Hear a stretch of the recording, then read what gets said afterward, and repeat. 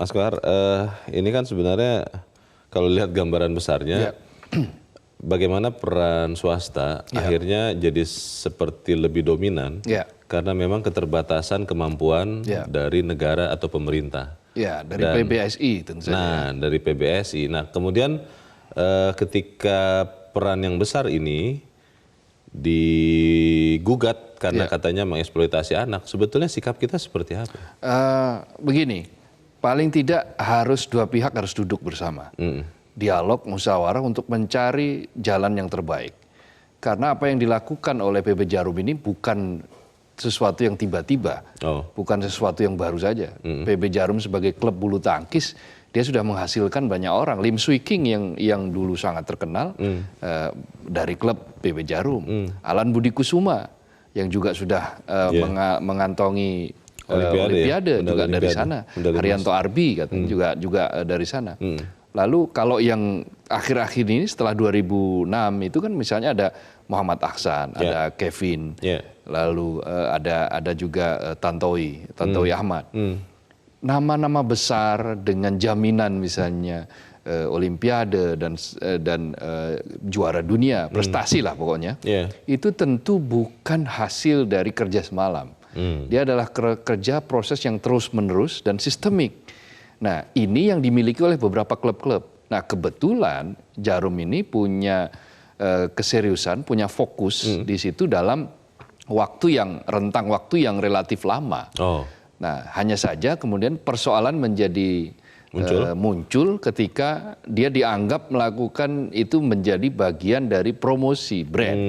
Menggunakan anak. Menggunakan anak, memang bukan menggunakan anak. Kebetulan anak di situ adalah bagian yang ikut audisi. Karena kan mereka berminat untuk menjadi. Karena dituduhkan kan mengeksploitasi anak. Berarti kan menggunakan anak untuk sesuatu yang di luar kehendak. Ya kan kalau kita melihat definisi eksploitasi kan begitu ya. Dia dianggap brand ini mencari keuntungan dengan menancapkan merek ini dengan melalui atribut-atribut yang dipakai oleh anak-anak. Ini yang kemudian dianggap sebagai menggunakan anak sebagai bahan objek untuk promosi. Nah, rokok. Ini kan masih bisa diperdebatkan kembali lagi juga. Nah, misalnya PB Jarum mengatakan loh, kami bukan hanya punya rokok, kami juga punya bank misalnya kan. Bisa saja mengatakan seperti itu. Tetapi memang ya asosiasi orang kan begitu disebut nama Jarum tadi kan dikatakan kuat sekali dia terasosiasi dengan rokok. Apalagi dengan warna yang sama. Nah, ini yang harus dicari karena apa? PBS itu hanya mampu mengelola seperempat bibit bulu tangkis. Seperempat. Nah, sisanya yang 3/4 itu ya bergantung pada klub-klub swasta ya, pada swasta. Nah, Jaya Raya, Jakarta Raya, kemudian di Bandung juga ada, lalu salah satunya PB Jarum. Nah, kalau tadi dikatakan bahwa sebetulnya bisa talent scout itu bisa dari mana saja, iya. Tetapi tentu akan ada efeknya kalau salah satu yang pencari bakat ini kemudian dia menghentikan proses pencarian bakatnya. Nah, akan ada pekerjaan tambahan. Yang akan dihentikan kan event ramai-ramai berkumpul di audisinya ini kan, Mas. Tapi kan pencari-pencari bakatnya bisa menyebar ke banyak tempat. Betul, tetapi kan pasti akan ada sesuatu yang bisa saja berkurang. Lebih efektif kalau dikumpulkan begitu ya. Kalau dia dikumpulkan dalam jumlah besar, misalnya 1.000 orang, 1.000 anak bisa masuk, ketimbang misalnya orang harus mencari satu persatu. Pertanyaannya begini, kalau kan katanya itu nanti misalnya mereka ke daerah menyelenggarakan turnamen. Betul. Nah, dengan menggunakan sponsor atau menggunakan nama itu lagi, jadi masalah lagi. Pertanyaannya begini, kan katanya KPAI sudah sempat mau kalau tidak ada brand Jarum yang melekat di kaos yang dipakai anak-anak. Tapi kan yang menyelenggarakan tetap PB Jarum. Yang notabene adalah bagian juga dari perusahaan rokok Jarum. Ya, ini akhirnya kan orang kemudian akal-akalan. Kita tidak mau jujur dengan kondisi kita saat ini. Apakah betul bahwa kita ya masing-masing mestinya melakukan pendalaman lagi terhadap isu ini. Silahkan jujur dengan pihak pendapat masing-masing. Apakah iya bahwa misalnya dari pihak PB Jarumnya mengatakan selama ini dia memang tidak bermaksud untuk melakukan penguatan brand dengan tujuan mengeksploitasi dengan lewat anak.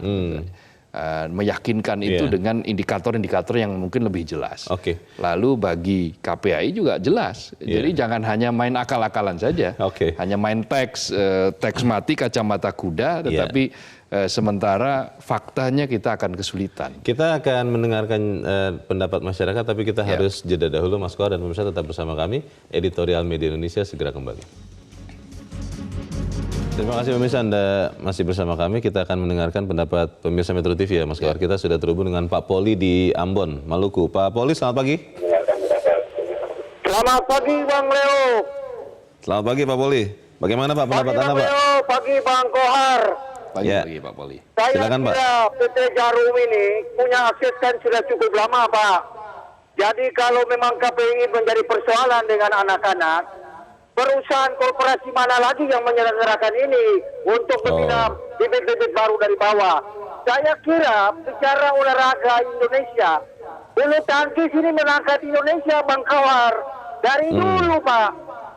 Bulu tangkis Lim Seking, Rudi Hartono itu kan dari bulu tangkis, Pak.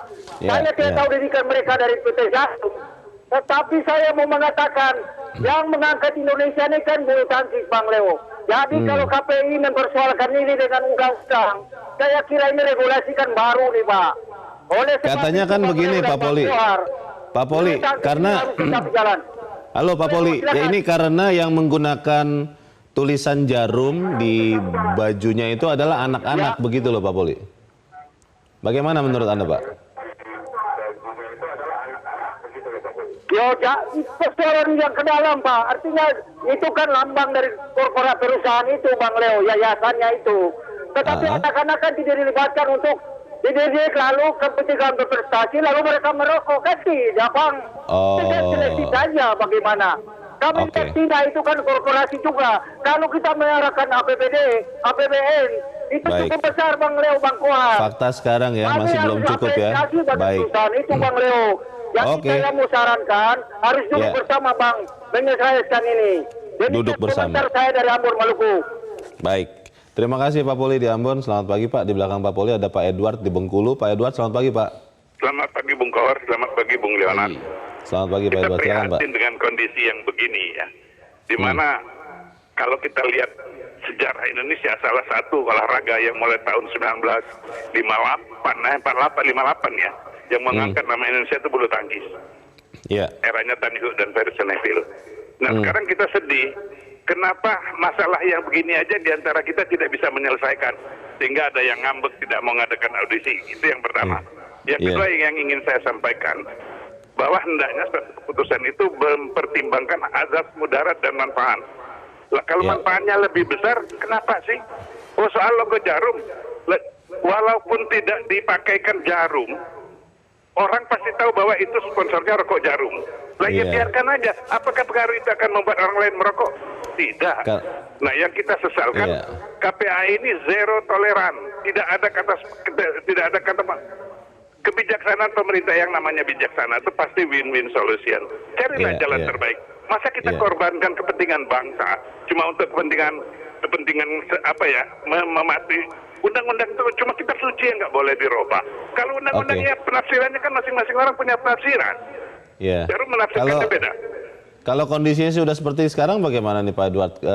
PB Jarum kelihatannya mau berhenti, KPI juga tetap bersikeras bahwa tidak boleh ada tulisan Jarum di kaos anak-anak yang ikut audisi. Ya mungkin Jarum akan ngikuti di kaos anak-anak, nggak usah. Tapi kalau pelatih atau ruangannya tempat mereka menyelenggarakan, silakan dong pakai Jarum. Uang mereka yang menyelenggarakan.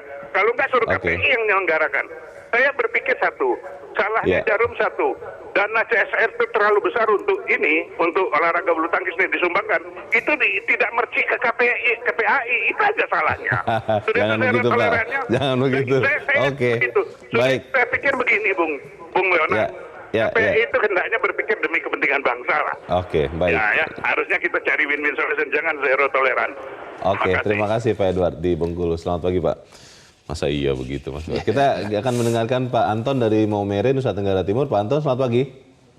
Pagi Bung Leonard, selamat pagi Bung Abdul Kohar dan pagi Pak Anton. Silakan Pak Anton, pendapat Anda Pak. Bung Leo, ya. KPAI itu mari bertolak dari terminologi, definisi eksploitasi anak itu seperti apa? Ya, itu dulu. Ini kan jangan-jangan ini motifnya ini masyarakat menilai KPAI ini pingin dapat upeti dari PT Jarum Kudus ini. Ada yang menduga begitu ya katanya Pak Anton ya? Ada yang menduga ya? Saya mau katakan begini, Bung. Mari kita lihat historinya. PT Jarum Kudus ini didirikan oleh dua kakak beradik. Yang satu minat olahraganya di bridge, yang kakak. Dan itu atlet nasional ya, bridge. Dan yang adiknya mendirikan berminat di amatiran bulu tangkis.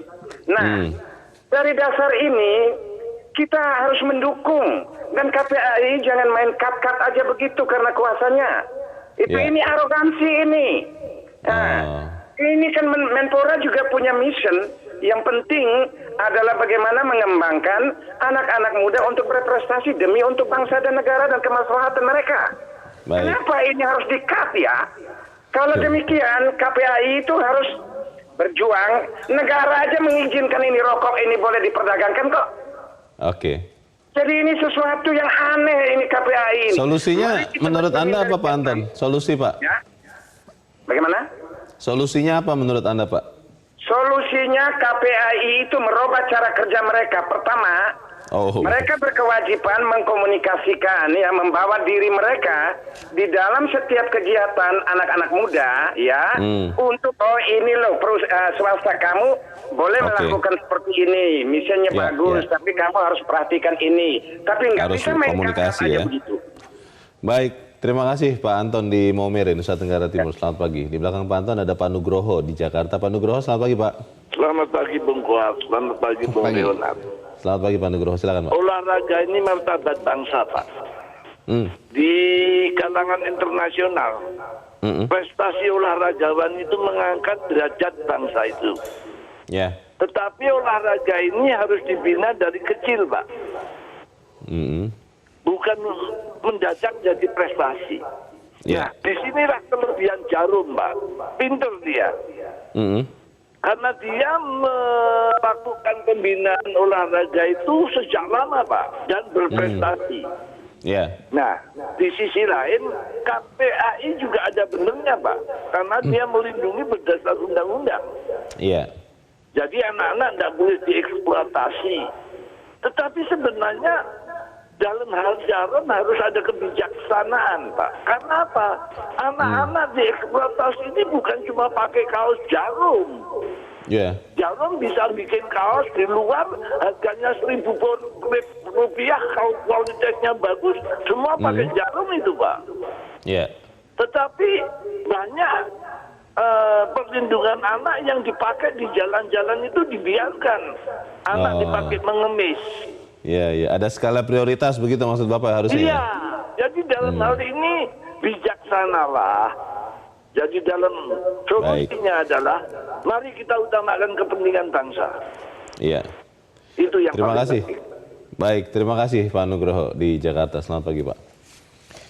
Para pemirsa kelihatannya mengatakan mirip-mirip Mas Kohar bahwa harus lebih dihitung lah manfaat dan mudaratnya. Bagaimana Mas? Paling tidak begini, ada yang menarik dari Pak Nugroho misalnya mengatakan mestinya ada fokus kerja yang jauh lebih besar yang perlu dikerjakan, yaitu tentang perlindungan anak dalam pengertian yang lebih jelas, lebih tegas, lebih dirasakan, yang lebih urgen, lebih penting untuk jangka sekarang apa, dan melihat bahwa proses eksploitasi, katakanlah dia disebut sebagai eksploitasi, kalaupun toh terjadi, maka dia akan berdurasi pada waktu yang sangat lama, baru itu akan terpapar misalnya kalau dia terkait dengan rokok, kalau benar.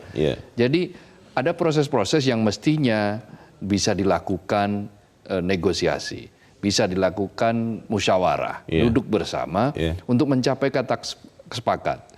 Karena apa? Karena memang bulu tangkis ini kan tadi dikatakan sebagai bagian dari martabat bangsa. Karena dari bulu tangkislah Indonesia Raya bisa berkibar di level dunia, bukan hanya di level ASEAN atau Asia, tetapi sudah level dunia. Mengalahkan sepak bola. Kita belum bisa berbicara tentang sepak bola, belum berbicara dengan olahraga yang lain. Nah, beberapa diantaranya mulai menyusul bulu tangkis, tetapi yang konsisten dari sejak awal begitu masuk dalam mata olahraga yang dipertandingkan di Olimpiade, maka Indonesia konsisten memperoleh medali.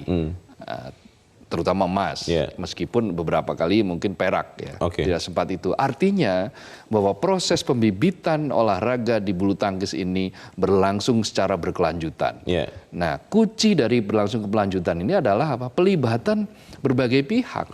Karena itu ketika ada pihak swasta yang tidak menggunakan uang negara untuk melakukan pembibitan olahraga, maka dia harus mendapatkan insentif kan. Solusi jangka pendek, Mas Kohar, karena kalau ini benar-benar terjadi, Jarum menghentikan, walaupun tadi kata Bung Broto hanya kecil, tapi kan ini pasti signifikan dampaknya. Kita nanti akan cari di bagian berikutnya. Dan pemirsa tetap bersama kami, Editorial Media Indonesia segera kembali.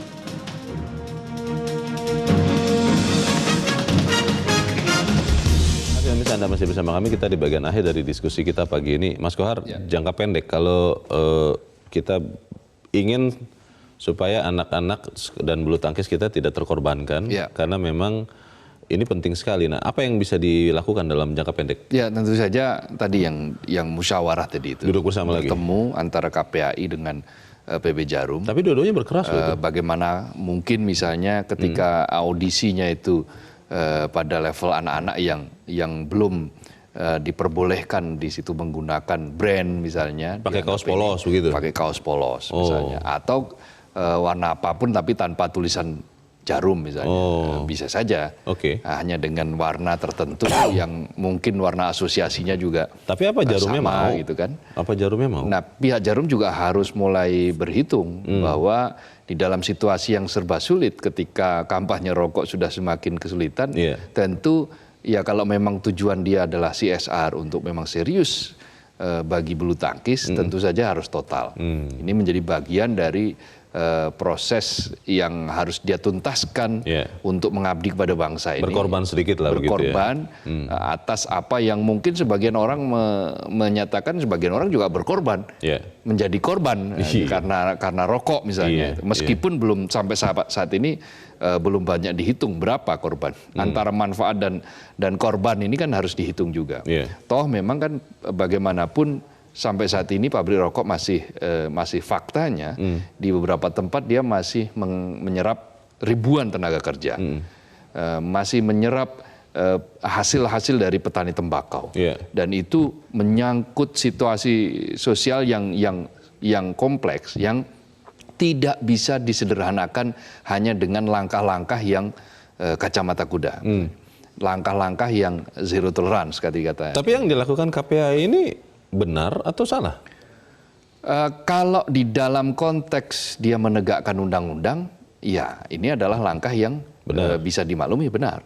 Tetapi persoalannya kan definisi apakah betul eksploitasi ini kan masih debatable. Nah, wilayah yang masih debatable ini mestinya di situ harusnya diberikan ruang untuk masing-masing memberikan penjelasan seperti apa. Tetapi yang lebih dari itu adalah tadi dikatakan kebanggaan bagi bangsa ini untuk memiliki bibit-bibit bulu tangkis yang lebih berkelanjutan, itu sangat diharapkan.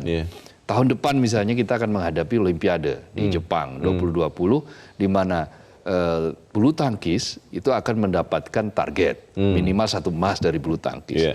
Nah, kita saksikan hari ini yang menjadi juara dunia ganda misalnya itu Muhammad Aksan dari PB Jarum.